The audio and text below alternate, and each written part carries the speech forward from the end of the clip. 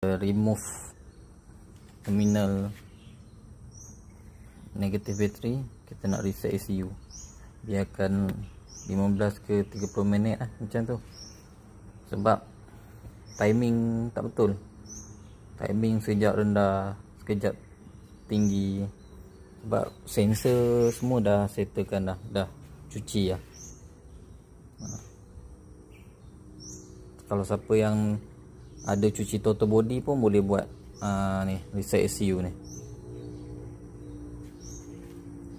Okay, sekarang ECU tengah baca time RPM kalau tidak, sebelum ni RPM duduk bawah lagi. Kalau start je macam nak mati enjin. Ni RPM dah naik balik lah. Dah naik 1. Masa lepas kita reset ECU tu, kita nak on kunci, kita padamkan semua radio apa, lampu apa semua, jangan kasih hidup lah. Bagi semua off, baru kita start. Lepas tu kita biar je, biar ada ECU tu nak baca semula.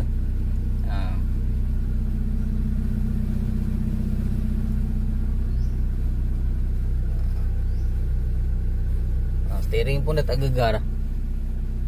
Sebab timing dah naik. Kalau tidak, timing memang drop bawah. Kat bawah aja.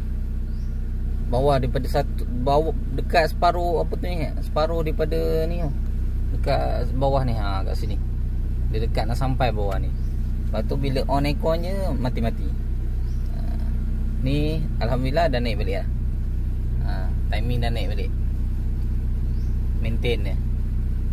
Tak lebih 1. Okey, alhamdulillah. Enjin pun dah tak gegar dah.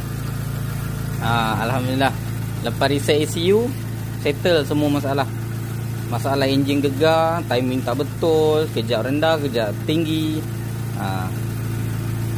Siapa yang ada masalah sama, timing rendah sangat ke, kejap tinggi, kejap rendah ke, lepas tu enjin bergegar ke, boleh try buat reset ECU macam saya buat tadi. Cabut je terminal negatif ni selama 15 ke 30 minit. Lebih pun tak apa, jangan kurang lah.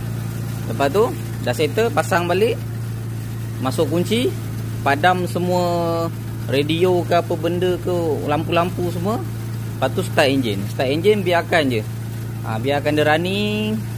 Dia apa tu, kembalikan RPM apa semua, dia akan baca balik lah. Dia akan baca balik minyak, api semua. Dia akan normalkan, dia akan reset macam mana kereta